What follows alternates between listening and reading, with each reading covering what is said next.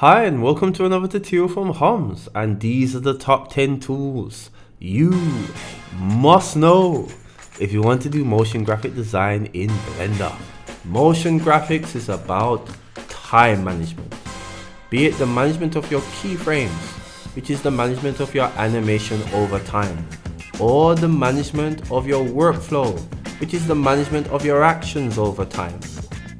Motion graphics is about time management, because in the motion graphics world you have to perform multiple actions, events and targets just to achieve a singular outcome. That is why it is essential, absolutely crucial, that you understand and are proficient in a tool that allows you to apply a single operation to multiple different elements, or multiple operations to multiple different elements at any given time. In today's tutorial, we're going to be looking at linked data, linked selection, parenting, and collections. Let's go.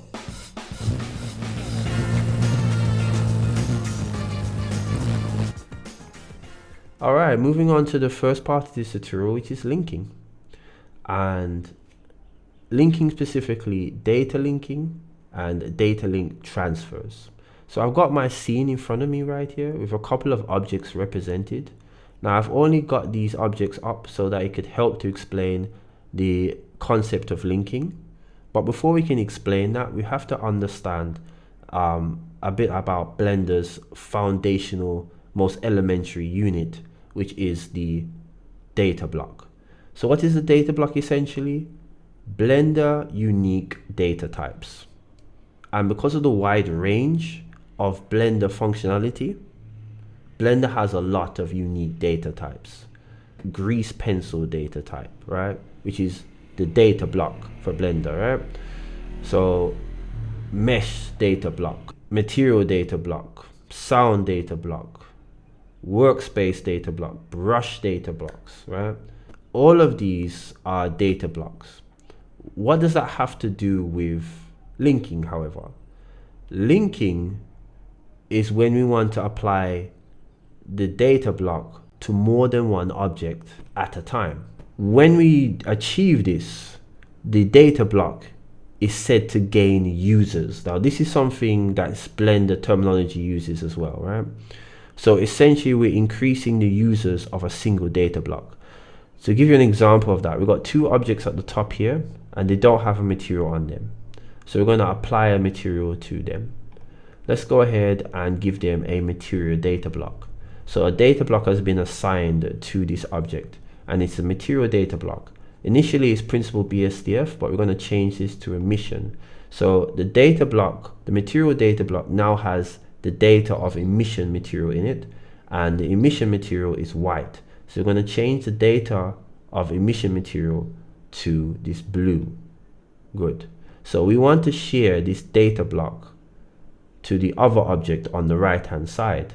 Now to do this, we're going to go ahead and select this object first, the one that does not have the desired data block, and then we're going to select the object that does last. Now this is important. When linking data, you want to make sure that the object that has the data block is selected last, such that is the active object. How do we know which one is the active object when we have more than one selected? We know it by this orange outline. Both of them have orange outlines, but the darker orange is the one that is secondary, where the brighter orange here, which is the one we see here, is the active. So anytime we have more than one object selected, the active object is the one that has the brightest orange. Cool. So with this bright orange, we know that we're on the active because this has the data block. We can begin to proceed to link them together. So it's going to go ahead and hit Control and L, and that's going to bring up the link data menu. And we're going to go ahead and click link materials. And we can see that we have indeed seen a change here. Now it's not that each object has its own colors and thus its own data, and they just happen to share the same color. They share the same data block. We can tell this by going over to the material itself where the data block is. And if you look at the material here, it says, you see a number here on its right hand side, and it says 2. And this is essentially telling us the amount of users of that data block. So it's the material is telling us that within this Blender file, we have 2 users of this blue data block, this material data block that has this blue emission data. Cool. Another way we can tell that this shares the same data block is simply by changing the color or by changing the data.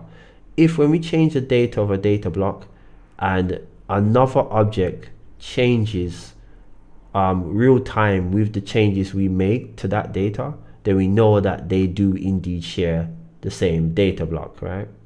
So let's go ahead and change the color, and we can see that when we change the color, the 2 objects they indeed change, so they share a data block. Cool. So Blender can basically do this for every single data block within the Blender interface. We can link pretty much anything, right?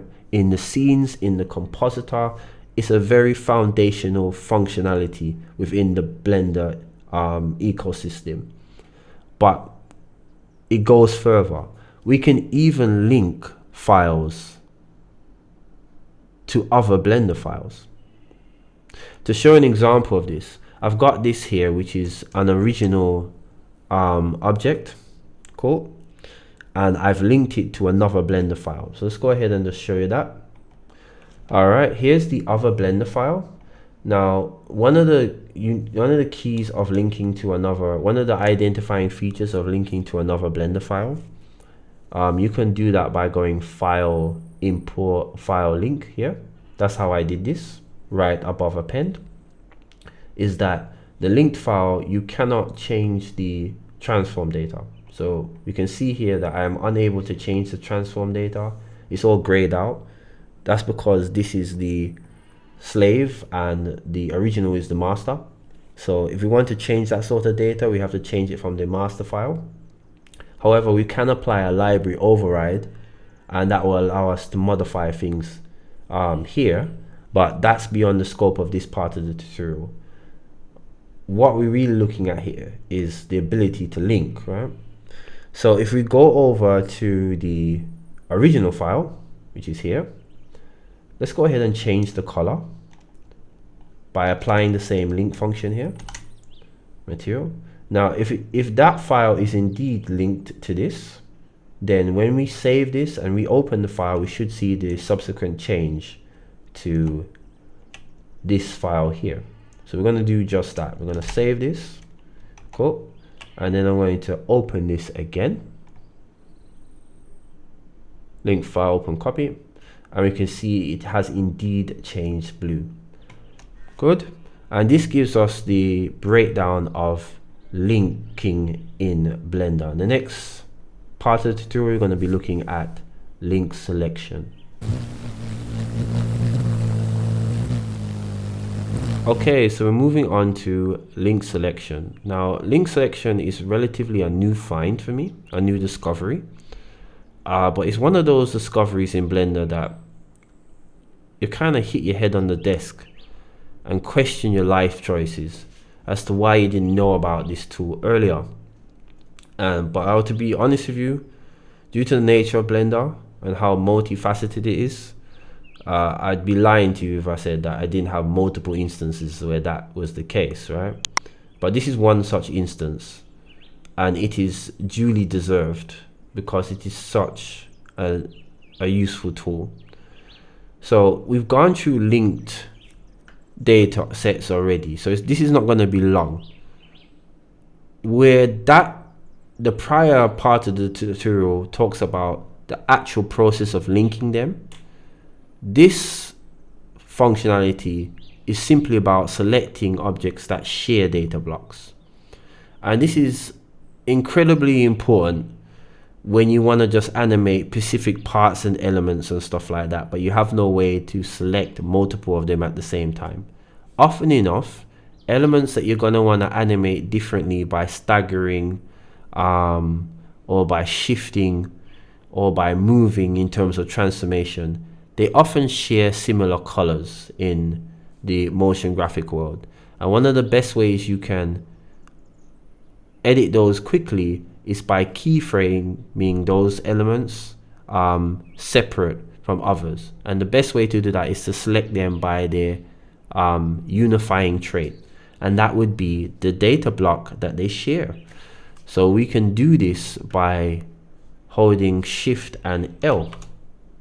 All right, so just hold Shift and L here with an object selected, and I can say I want to select all objects that share the same material data block as the selected object here, and we can see that every single one of these objects are selected, and therefore we can go ahead and press K, and we can keyframe the location, rotation, scale data of these single elements without affecting anything else.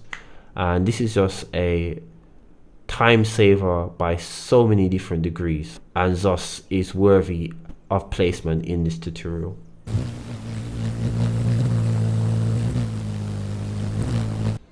Alright, so we're moving on to parenting, and it's exactly what it says on the tin, right? Parenting is a structured hierarchy of relationship between different objects, where we have children at a lower level and we have parent at the higher level. Now the difference with this type of relationship is that the children do not have their mobility completely restricted. They can move freely independent of the parent, right? Once you're manipulating them individually, right? But once you move the parent, all children move with the transformation data of that parent. And when I say transformation data, we're referring to translation / location, rotation, and scale. Good. And this also accounts for data delta, scale, translation, and location as well.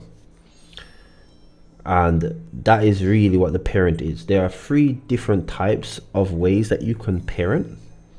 You can parent bones, you can parent objects, or you can parent vertices, right? And in the curve modifier tutorial, which is brother to this tutorial, right, you saw us use the vertex parent. Now the vertex parent has 2 different forms, but we're going to take a look at that in a second. But first, let's actually take a look at just general parenting.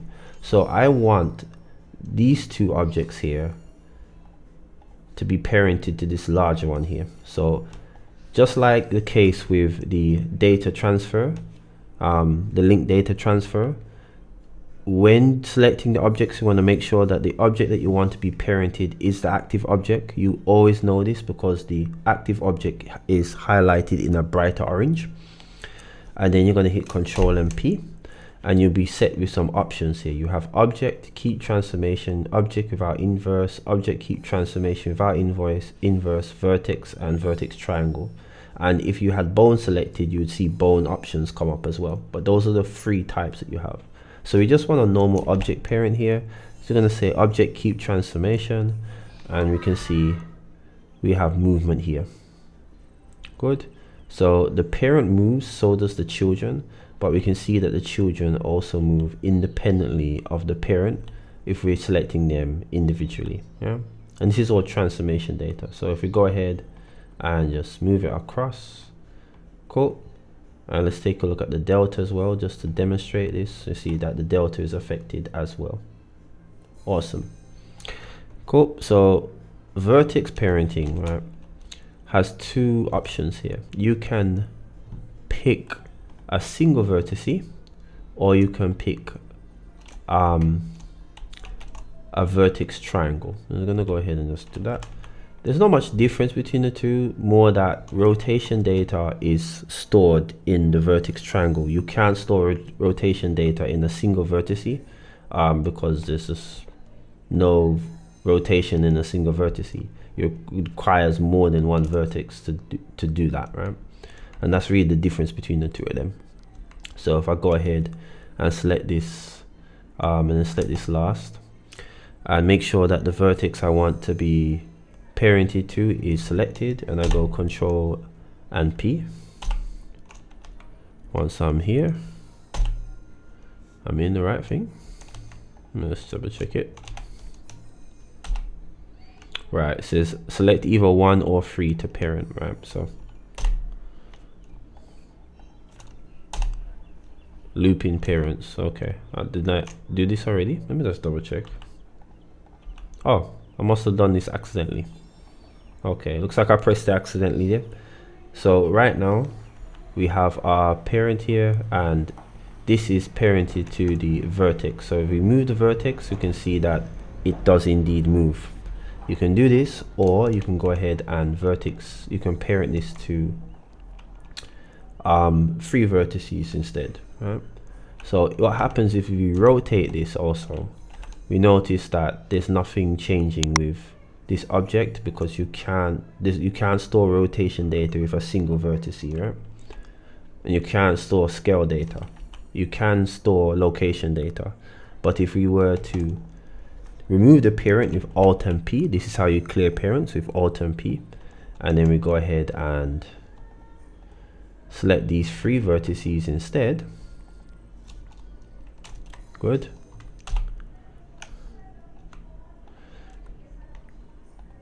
And then we begin to move it around. Yeah, if we rotate these now, we can see that the cube is able to rotate as well. So that's really the difference between the 2 vertex types. Okay, and that is the that is for this part of the tutorial. This concludes the parenting, so we're going to move on to the final one, which is the collections.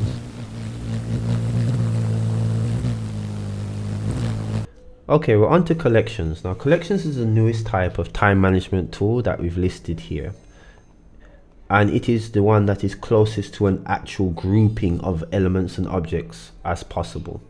So collections live in the outliner, and the outliner is where my picture is right now. Right? My head's in the way, but if I move my head, then we can see it. Cool. And this is where collections live, right? And by default, we have a starting collection for all of our objects, but we can create them for ourselves. So we can go ahead and press M on our keyboard, all right, and with an object selected, and we can create a new collection from that, or we can move objects to a collection. In this instance, we're moving and creating a new collection at the same time.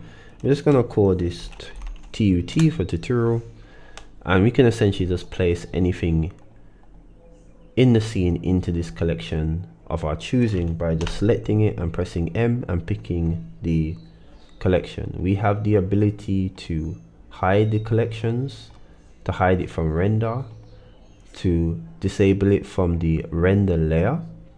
Good, and that's what we use for the compositor. My last 2 tutorials, which is in Minecraft mine type tutorial and the outline tutorial, both utilize this. So collections are used to separate render layers. Good.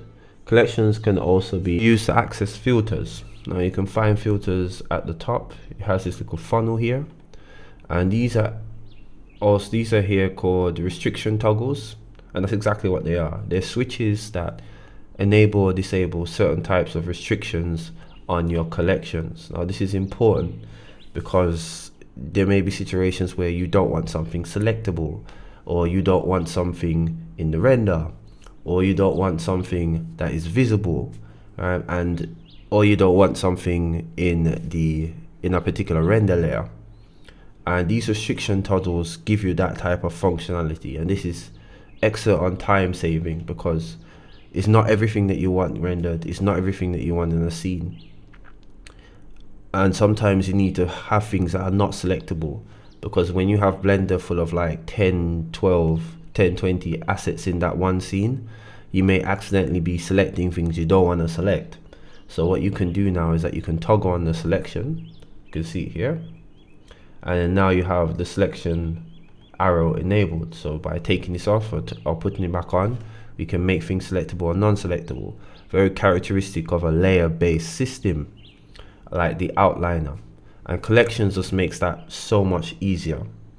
Also, when it comes to collections, if you want if you want to be able to access everything in a collection, say you just want to select what's in the collection, we can right click the collection, and we can go ahead and do things like select objects. So we can have the objects selected, or we can have the objects deselected, right? We can change the color for organizational purposes as well, so we can identify them differently. All of these are excellent tools for enabling your workflow and enabling the speed of output of how quickly you can design or do motion graphic design, specifically in Blender, right? And this is the collection tool, focusing on grouping elements in the outliner. Alright, so we've finished our tutorial. We've looked at linked data, we've looked at link selection, we've looked at parenting, we've looked at collections, and we've looked to see how each operation gives us different functionality for each different data set. And we've also looked at what data sets each function or each operation prefers. Now, when doing your project, you are bound to find different use cases for these tool sets. It's an individual project after all, but no matter what difference you find, if you use these free tools, you'll be saving time. And motion graphics is about time management. Good. I know if you become proficient in these tools, they will increase the speed of your workflow, and they will also increase the range of abilities you'll be able to affect upon whatever object or aim that you have for your project. So I wish you all the best, and I know you'll do well. So until I see you again with another tutorial, get up and design a new dawn. Later.